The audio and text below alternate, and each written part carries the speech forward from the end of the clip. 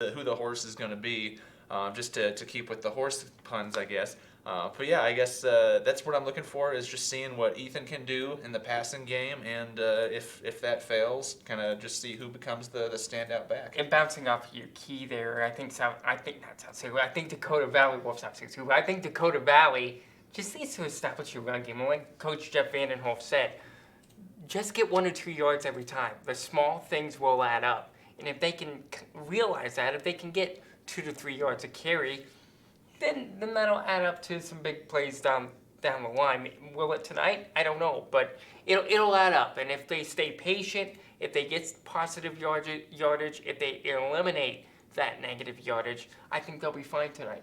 Yeah, I mean, we've mentioned many times before, 21 new starters. Yeah. I mean, none of the guys in the backfield have ever been the go-to guy before.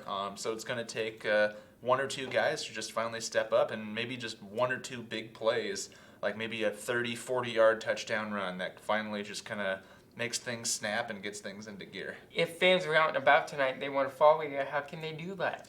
Well, if they are out and about, they can follow me at Shane M. Lantz on Twitter. Or if you're out at the Dakota Valley football game, I will be wearing this shirt. So feel free to come and say hello. And Supporting the Mariners. that's right. The Mariners green. I have Yes, this too. Yes, so. he's got the Mariners mask with that.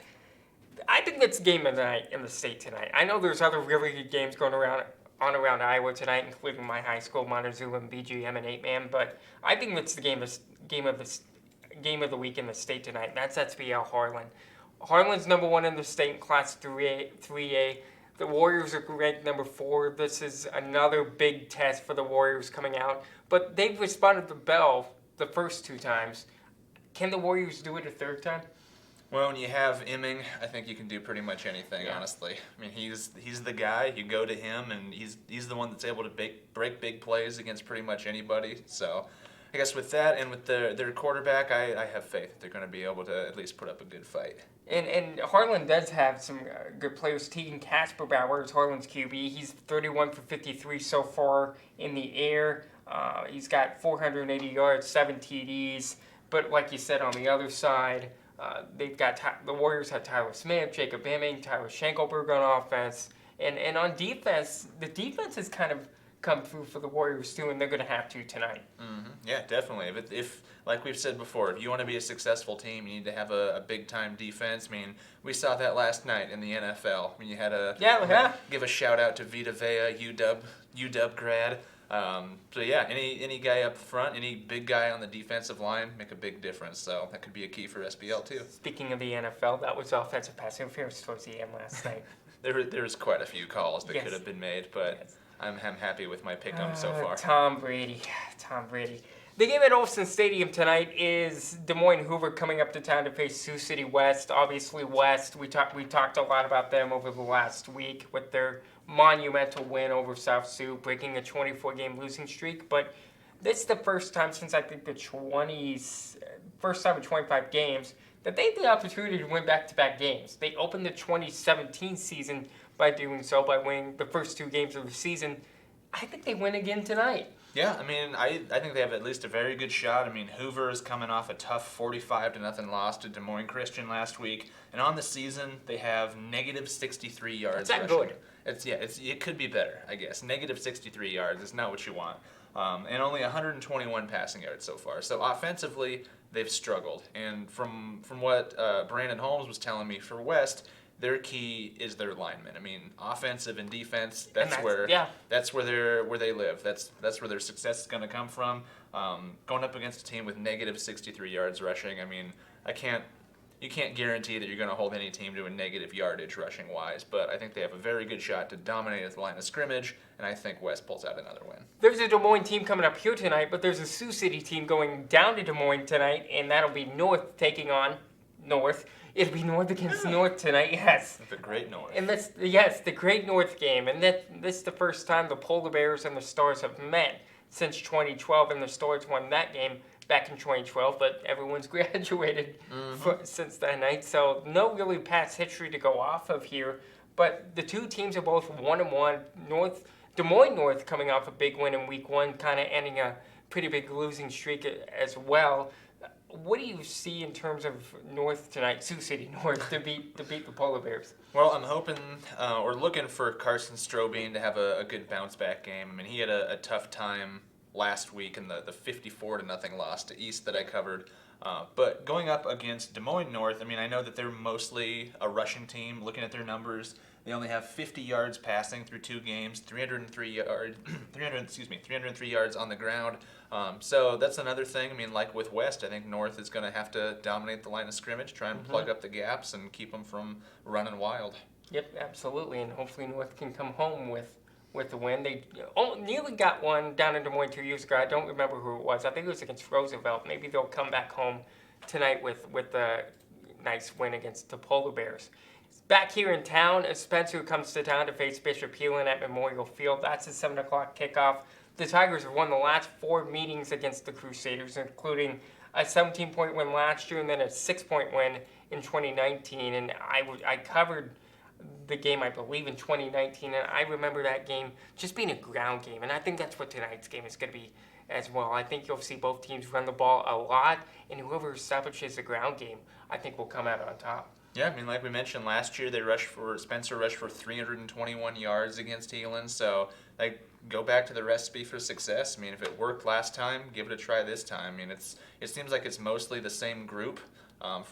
No one's had Dakota Valley levels of leaving. Right. So yeah, if it worked last time, give it a shot this time. I think Spencer has a very good opportunity. How big of an opportunity is this for Heelan to win a game? I think there's a must-win game for him, or else the season kind of not goes down in shambles, but it's starting to turn the corner into another disappointing season already.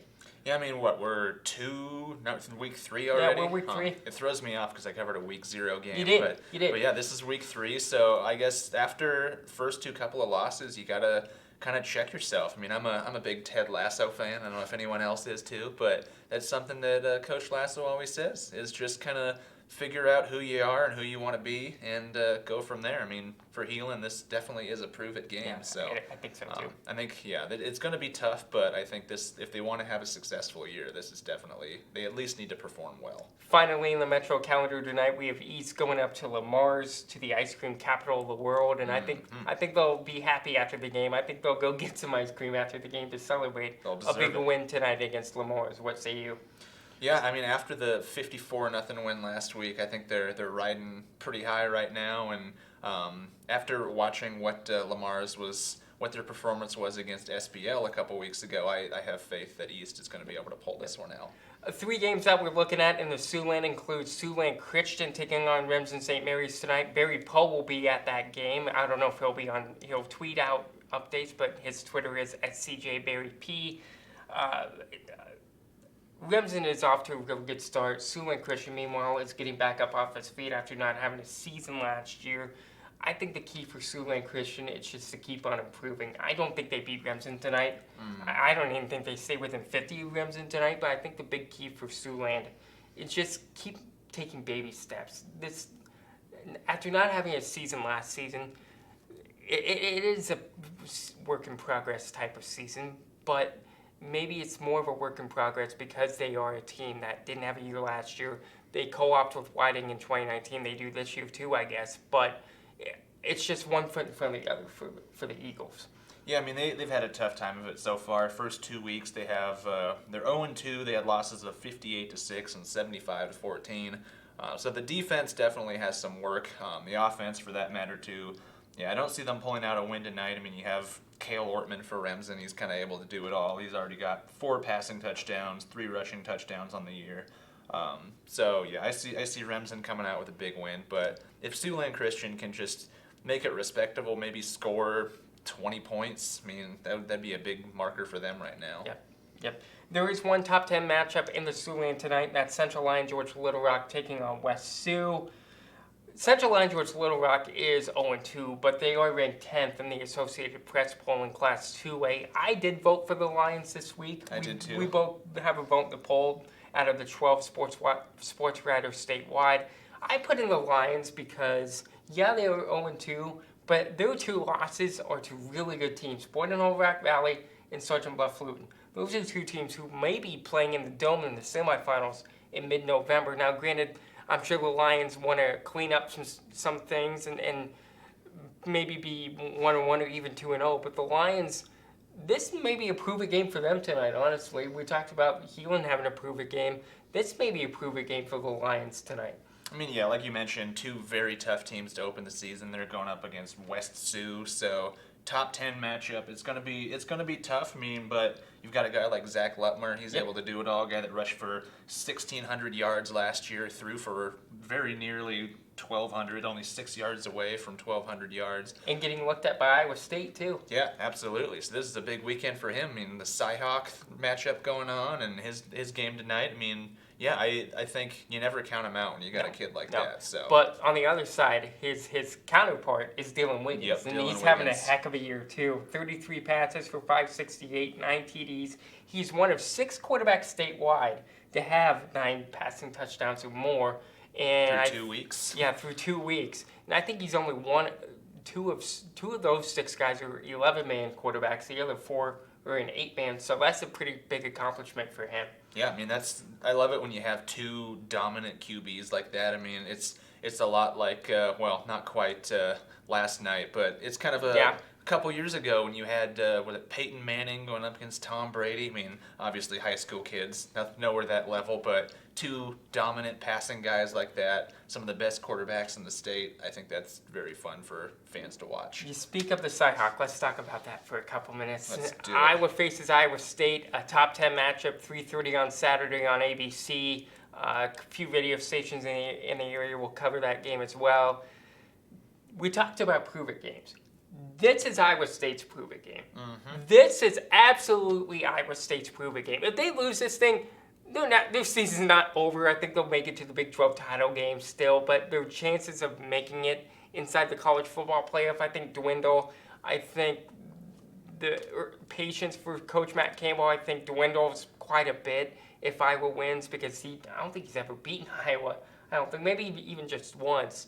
But this is a must-win game for Iowa State. This is the first time since I was a little kid that the Cyclones have the pressure in this game. It's all usually been on Iowa, since Iowa has won most of the games in this series since 2000. I know Iowa State has won, but they haven't had that pressure that they have right now. Iowa State has the pressure in this game. They're at home. They're wearing black jerseys. College game day is there in the morning. It's the first top 10 matchup. First top 10 matchup in this rivalry. This is the must-win game for Iowa State on the schedule. And they barely beat UNI last week. Mm-hmm. So yeah, they got something to prove tomorrow. Yeah, they have something to prove. Iowa has nothing to lose if they lose tomorrow. Absolutely nothing, because they're still in the driver's seat in the Big Ten West after Penn State beat Wisconsin last week. Mm-hmm. Iowa has nothing to lose. They can go and lose free. Iowa State will be the one with the target on their back, and I think that's why Iowa wins tomorrow. I think Iowa wins 28-18. See, I'm going to flip that. I think Iowa State wins tomorrow because they have something to prove, like we mentioned. I mean, they've got the college game day. This is their time to shine. I mean, even if Ashton Kutcher is going to be the game day picker, I still think it's pretty exciting. Yeah. But yeah, I don't know. For some reason in my heart, I feel like Iowa State's going to come out with this one based on just the energy that I've seen and based on the game last week. They're mad. They wanted to win by more. So I see them putting up a real fight. I think they come out with it. I think Iowa State just comes out slow tomorrow. I just do. I think Brock Purdy just comes out slow. I don't think he'll get pulled, and Hunter Deckers will come in. I don't think it'll get that drastic, but I don't think Purdy has a good day, and I think that kind of equates to a loss for the Cyclones. But we'll see what happens there. It's a 3:30 kick, probably the biggest game in the country in terms of all of college football. And I'm excited for it. I'll be listening in here in the office while tracking some small college football games, including Morningside taking on Doane, Briar Cliffs on the road at Concordia, Dort's taking on Hastings, and Northwestern is taking on Midland. So we'll track and follow all those games. USC also has their home opener tomorrow against Northern Arizona. So it's like we said, the Open. It's a loaded weekend, not only of football, but also baseball and hockey too. So we'll have that all for you at SiouxCityJournal.com coming up in Sunday's edition of the Journal. And of course, we'll have more in Monday's e-edition the Journal as well. And let's touch real quick too. You mentioned baseball. Sioux City Explorers won their wild card game the other night. They're going up against Kansas City tonight and tomorrow in KC. They come back for possibly the final home game of the year. We'll see on Monday. Going up against first place Kansas City. This is the South Division semifinal, so they're only 6 wins away from being the American Association champs. I think it's tough going up against Kansas City. I mean, the team that won the division by I think it was 12 or 13 games. But yeah, you got Jose Sermo and Lane Milligan the other night. Both hit home runs for that 4-0 win. Chase Harris getting Defensive Player of the Year. Chase Harris getting Defensive Player of the Year. Jose Sermo getting All-Star third baseman. So yeah, if you're a baseball fan, tune into that. I mean, we'll have there's going to be watch parties the next 2 nights at Mercy Field, and then you can catch them like we mentioned Monday, that home game. So yeah, I think a lot to look forward to for baseball fans. Absolutely, too. Baseball season's not done, and I know as Not a baseball quite. fan, you're happy about that. And I'm a baseball guy too, so more baseball here in Iowa. That's never a bad thing. Never. For Assistant Sports Editor Shane Lantz, I'm Sports Editor Zach James. Thank you so much for watching. We'll talk to you on Tuesday for the Playbook Pundits regular show. In the meantime, have a great weekend.